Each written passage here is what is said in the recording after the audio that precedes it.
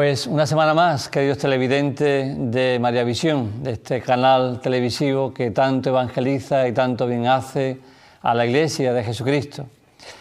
Con mucha alegría pues empezamos otra nueva clase, otra nueva temática de la eclesiología de nuestra Iglesia, la esposa de Jesucristo. La pasada semana estuvimos hablando de los acontecimientos pascuales. Y tenemos que retomar un poquito la semana pasada para continuar hablando de que decimos que los acontecimientos pascuales a los que Jesús hizo e inauguró se refieren a lo que Él llevó a cabo en la última cena, en su pasión, en su muerte y resurrección. Esos son los acontecimientos pascuales. Cristo los protagonizó por sí mismo, queriendo e inmolándose como Cordero de Dios inmaculado. Justamente en el tiempo pascual judío coincide la Pascua judía con los acontecimientos pascuales plenamente. Hace coincidir el Antiguo Testamento en esta fiesta de Pascua con los acontecimientos pascuales que inauguran el Nuevo Testamento, para que veamos cómo Dios hace y dice lo que el Padre le encomienda. Y Él dice en otra parte del Evangelio: yo no he venido a abolir la ley, he venido a darle plenitud. Con esto se hace referencia al mismo Jesucristo en que todo el Antiguo Testamento tiene su plenitud, su cumplimiento en los acontecimientos pascuales y a través de toda su vida y existencia de Jesucristo aquí en la tierra.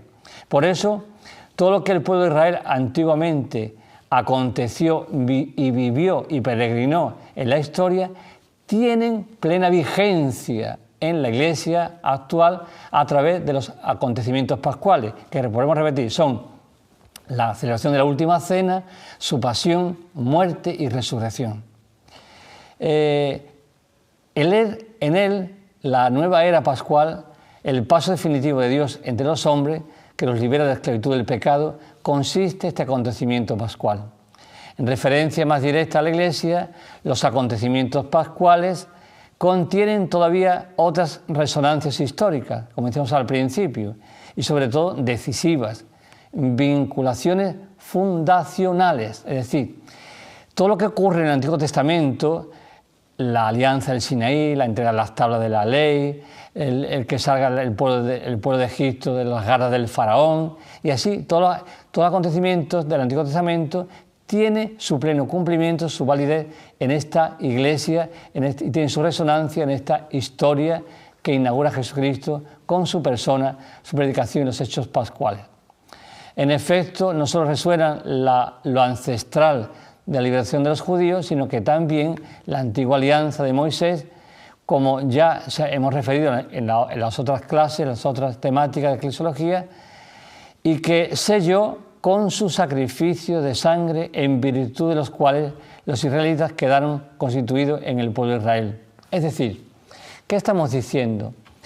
Que la sangre de esa alianza del antiguo Sinaí es la misma sangre que rubrica Jesucristo con la suya para darle validez y cumplimiento de aquella alianza de Moisés en el Sinaí y de todos los acontecimientos del Antiguo Testamento. Es decir, su sangre preciosa, la sangre de Jesucristo, es la que actualiza y lleva a plenitud todos los sacrificios y toda la obra salvífica de Dios en el Antiguo Testamento, en el antiguo pueblo de Israel.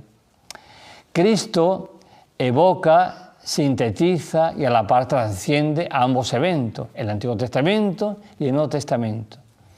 Pues sella con su propia sangre una alianza ya eterna entre el Señor y los hombres, que instaurará de manera definitiva la Iglesia, esto es, el nuevo pueblo de Israel. ¿Qué estamos diciendo con este texto referente también al Lumen Gentium en su número 3 y número siguiente?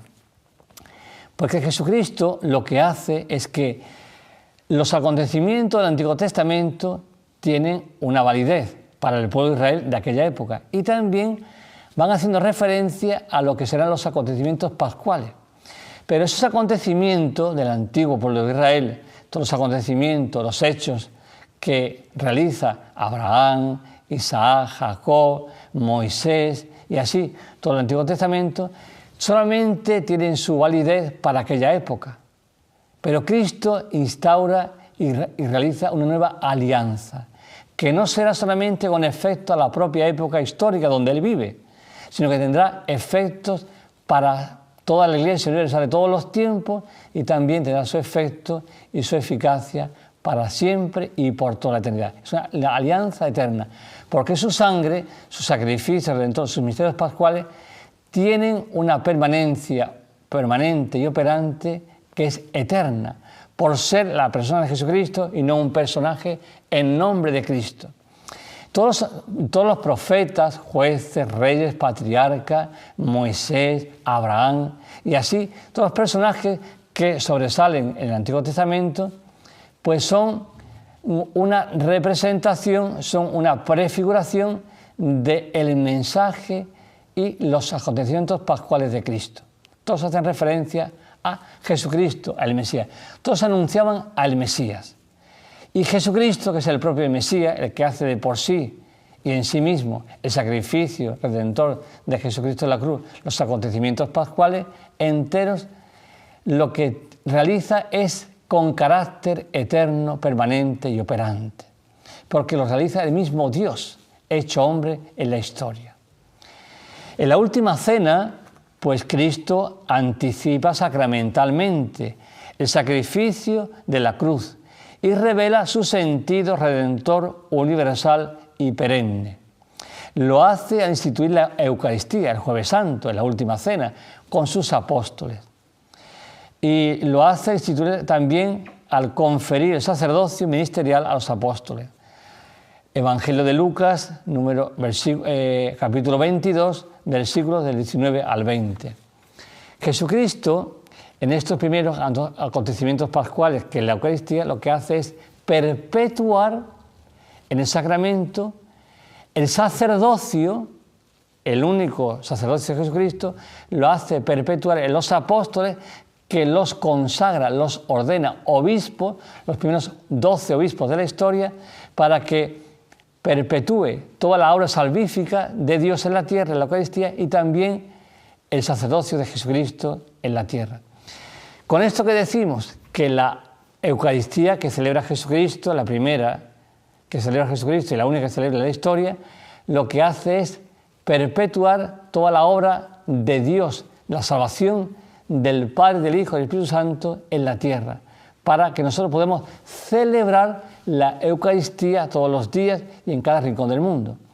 Y para el consagrar, el ordenar a los 12 primeros obispos, lo que hace es que nosotros, los demás obispos de la historia, de la Iglesia, los demás presbíteros, podemos participar del único sumo y eterno sacerdocio de Jesucristo en la tierra. Y así prolongar la Iglesia mediante ese sacramento. El sacramento del orden y el sacramento de la Eucaristía, que es lo que hace prolongar y fecundar y llevar a término la Iglesia hasta el juicio final. Todo eso lo hace Jesucristo en estos primeros acontecimientos pascuales, que como estamos diciendo es la Eucaristía. Lo resume San Juan Pablo II en la encíclica Ecclesia de Eucaristía. Con todo esto vamos a decir que analógicamente en la alianza del Sinaí, sellada con el sacrificio y la expresión de la sangre, los gestos y las palabras de Jesús, en la última cena, lo que hacen es que tiene una intención fundacional de la nueva comunidad cristiana, mesiánica, el nuevo pueblo santo de Dios. Es decir, lo que hace Jesucristo es perpetuar y fundar la Iglesia con el nuevo pueblo santo de Dios que somos nosotros. Por ejemplo, los que vivimos ahora en este siglo XXI y los que vivirán pues hasta el día del juicio final.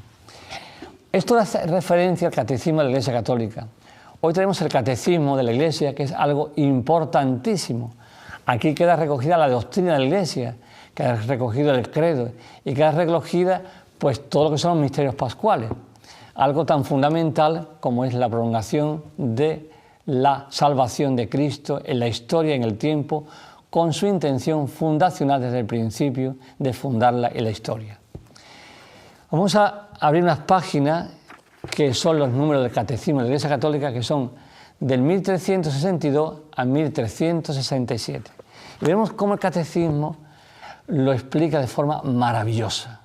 Yo os aconsejo, queridos televidentes de María Visión, que en la medida que podáis repaséis de vez en cuando el catecismo de la Iglesia Católica, en donde es un compendio de sabiduría, donde se expresa la voluntad salvífica de la Santísima Trinidad y se expresa todo el amor del Dios unitrino para la salvación de todo el género humano.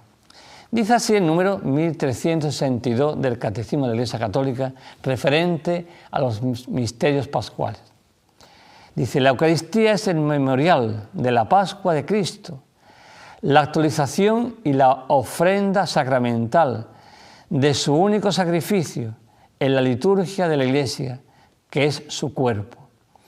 Con todas las plegarias eucarísticas encontramos tras la palabra de la institución una oración llamada anámnesis o memorial. En el sentido empleado de la Sagrada Escritura, el memorial no es solamente el recuerdo de los acontecimientos del pasado, sino la proclamación de las maravillas que Dios ha realizado en favor de los hombres. Y continúa este número diciendo, en 1363, dice: la celebración de la liturgia, estos acontecimientos se hacen en cierta forma presentes y actuales. De esta manera, Israel entiende su liberación de Egipto. Cada vez que es celebrada la Pascua, los acontecimientos del Éxodo se hacen presentes en la memoria de los creyentes a fin de que conformen su vida en estos acontecimientos. ¿Qué está diciendo estos dos números de la Iglesia Católica, del Catecismo, 1362 y 1363?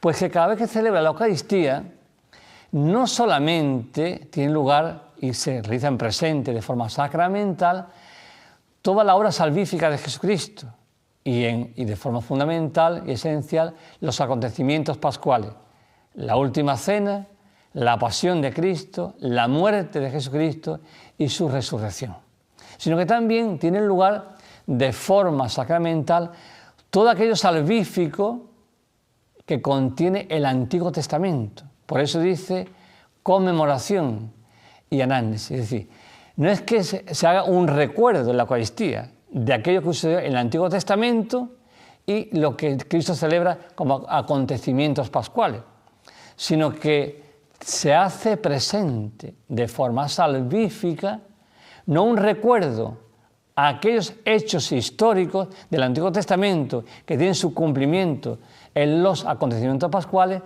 Estos también se hacen presentes en la Eucaristía de forma sacramental. Por lo tanto, se cumple en la Eucaristía lo que decíamos anteriormente: Dios no ha venido a abolir la ley, sino a darle plenitud. Por lo tanto, la Eucaristía es el único sacramento donde tiene plena actualidad y tiene su acontecimiento, su actualidad y su presencia de forma sacramental todo lo que aconteció en el Antiguo Testamento, que Cristo lo integra y lo lleva a plenitud en los acontecimientos pascuales de su pasión, muerte y resurrección.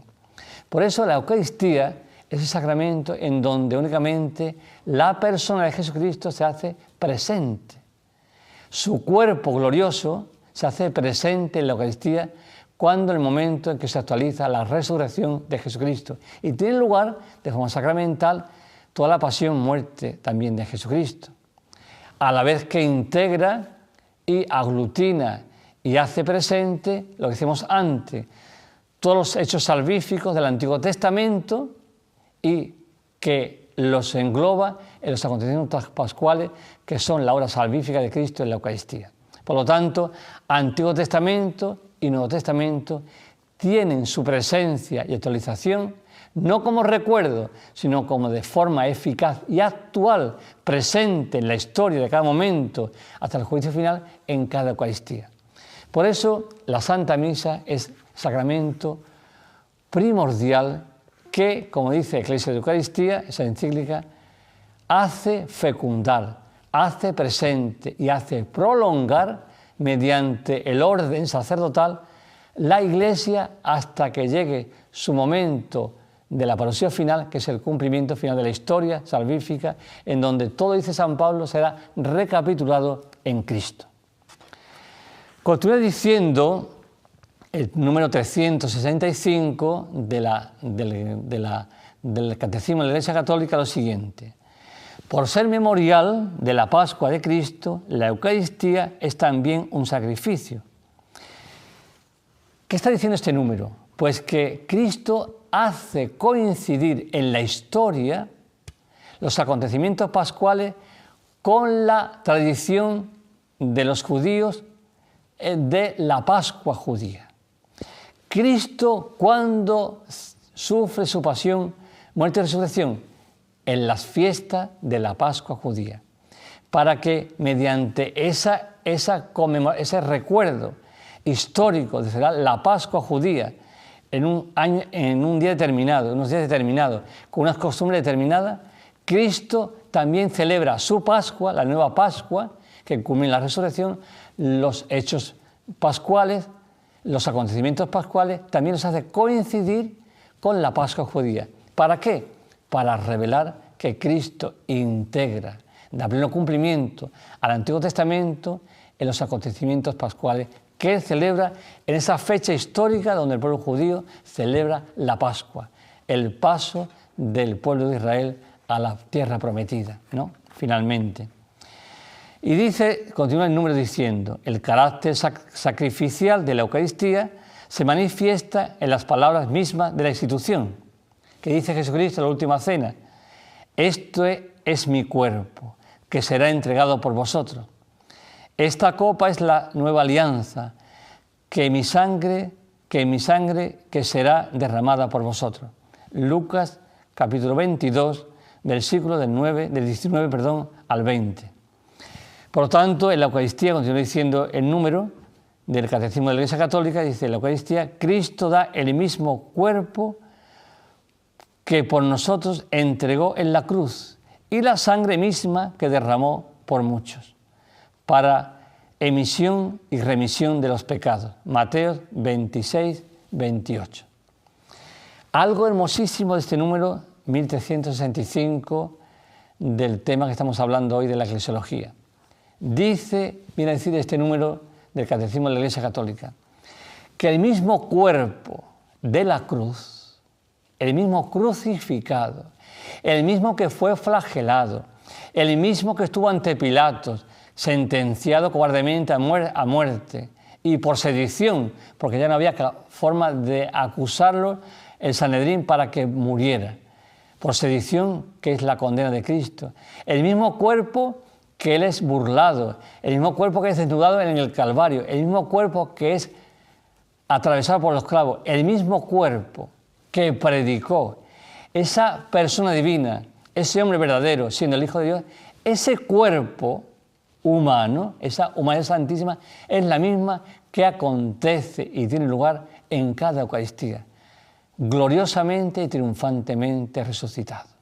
Por lo tanto, este número de la Iglesia Católica, del Catecismo, lo que trata es de decirnos que el que tiene lugar, el que se hace presente en la Eucaristía es el mismo, no es otro, es de forma gloriosa y tiene lugar todos los acontecimientos pascuales, por supuesto, pero es el mismo, no es otro, el mismo Jesucristo que vivió, que nació de María Santísima, la Virgen, su madre, la Inmaculada Concepción, el mismo que predicó, el mismo que hizo los milagros, el mismo que resucitó, el mismo que ascendió al cielo en el monte Tabor, el mismo que envió al Espíritu Santo sobre la Iglesia en Pentecostés, el mismo que se reunía con los apóstoles durante la cincuentena pascual, es el mismo. Por eso, estar presente en la Eucaristía es formar parte de forma preeminente, de forma sublime, de forma plena y en plenitud de la Iglesia. Es ahí donde se manifiesta la Iglesia en su totalidad, en su plenitud, en su cumplimiento perfecto y santísimo del mismo Jesucristo que se inmola en cada Eucaristía por la salvación de todo el género humano. Por eso, la Santa Misa, la Eucaristía, es el sacramento en donde tiene lugar de forma sacramental toda la obra salvífica que el Padre le encomienda al Hijo y que el Espíritu Santo la realiza para la gloria de la Santísima Trinidad y para salvación del mundo entero. Por eso culmina diciendo también el número 366 del Catecismo de la Iglesia Católica lo siguiente. Dice, la Eucaristía es, pues, un sacrificio porque representa y hace presente el sacrificio de la cruz, porque es su memorial y se aplica su fruto. Todos los frutos de la obra de la redención de Cristo tienen lugar en la Eucaristía. Por eso, estar presente en la Eucaristía, la Santa Misa, es estar presente en el Calvario, estar presente delante de Pilato, estar presente delante de la flagelación, estar presente en la calle de la amargura acompañando a Cristo con la cruz a cuesta, estar presente a la puerta de la loza ya que es descubierta donde Cristo fue enterrado y presenciar su resurrección. Es también, previamente, estar en el Calvario en las 3 de la tarde, viendo agonizar y dar cumplimiento a las 3 de la tarde con la muerte de Cristo para que nuestra muerte sea dintel y puerta a la vida eterna. Es estar presente en todos los acontecimientos pascuales de Cristo que realizó históricamente y que sacramentalmente tienen en cada Eucaristía, en cada rincón del mundo. Es una maravilla, es un regalo de Dios la Eucaristía. Es algo que la Iglesia y nadie, aunque juntáramos a todos los santos de la historia, a los arcángeles, a los ángeles, a nuevas clases de legiones de ángeles que hay en el cielo, aunque juntáramos a toda la santidad angelical y humana, no podemos agradecerle a Dios. No tendríamos con qué agradecerle lo más mínimo el habernos dejado perpetuado la historia, su amor redentor, su amor salvífico, su amor, porque todo el amor que el Padre le tiene al Hijo, que el Hijo le tiene al Padre, que el Espíritu Santo le tiene al Hijo y al Padre, las 3 personas divinas, todo ese amor que contiene las 3 personas divinas nos lo ha dejado en un sacramento, en la Eucaristía, en donde, podemos decir, se perpetúa la Iglesia, se fecunda y se prolonga. Algo maravilloso y por eso, vuelvo a decir, es tan importante, tan necesario para la santificación que el cristiano participe de la Eucaristía dominical. No es una imposición del Código de Derecho Canónico, una imposición del Catecismo de la Iglesia Católica, es un amor que le demos a Dios, es una gratitud hacia Dios, es un agradecerle a Dios de poder estar presente en todo aquello que de forma histórica aconteció. Es agradecerle a Dios tanto amor como derrocha cada día en la historia, cuánto amor derrocha hacia ti personalmente el Padre, el Hijo y el Espíritu Santo. La Eucaristía es la mejor forma de agradecerle a Dios que nos haya creado, que nos haya amado, que nos sigue amando, que nos sigue redimiendo y que nos espera para que estemos junto a Él el día de nuestra muerte y la resurrección final con nuestro cuerpo resucitado junto a Él por siempre y por toda la eternidad. Continúa diciendo el número 1367 del Catecismo de la Iglesia Católica, que dice que el sacrificio de Cristo y el sacrificio de la Eucaristía son pues un único sacrificio. Es decir, el sacrificio de Jesucristo en la cruz, uno de los acontecimientos pascuales, no es que se celebre en el sentido de que Cristo sea crucificado en cada Eucaristía. Es que cada Eucaristía lo que hace es actualizar, hacer presente el único sacrificio de Cristo en la cruz. No es que Cristo tenga lugar en la Eucaristía el sacrificio incruento de Cristo en la cruz por primera vez, no. Aquel histórico, aquel que aconteció de forma humana y divina en la historia, es el único. Cristo fue solamente una vez crucificado, solamente murió una vez, solamente resucitó una vez, solamente fue sentenciado por Pilato una vez, solamente fue flagelado una vez, solamente cargó con la cruz a cuesta una vez. Eso que aconteció una vez solamente, en su humanidad santísima, en la persona de Jesucristo, el Hijo de Dios, nosotros participamos sacramentalmente y se hace presente aquello que solamente una vez aconteció en la historia y que de forma sacramental tiene lugar en cada Eucaristía y sirve para santificarse y fecundar la Iglesia por siempre y en toda la historia hasta el día de la parusía final. Terminamos con el número 1369, ¿no?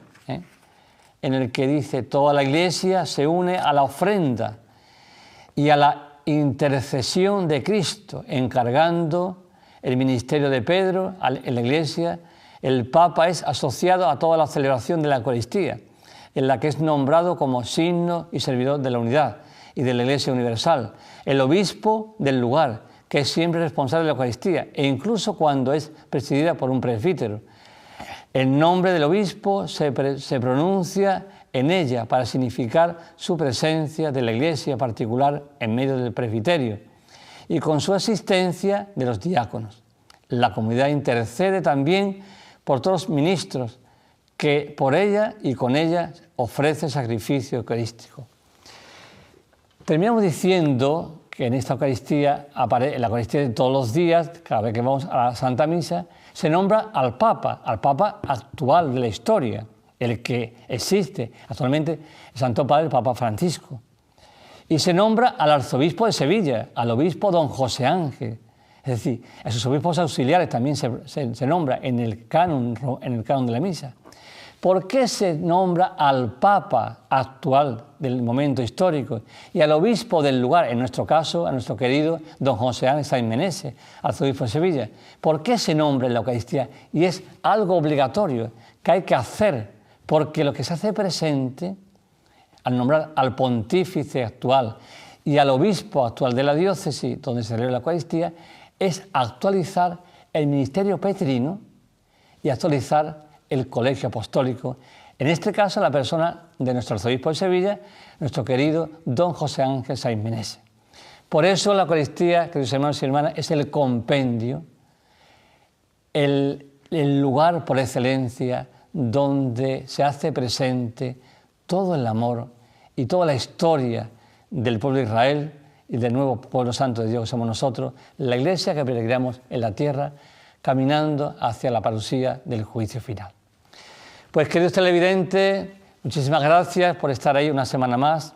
Que Dios os bendiga, os conceda una semana llena de actos de amor, de obras de caridad, la oración, la penitencia, la mortificación. Al fin y al cabo, que intensifiquéis la conversión, que es parecerse cada día más a Jesucristo el Señor. Que Dios os bendiga y hasta la próxima semana.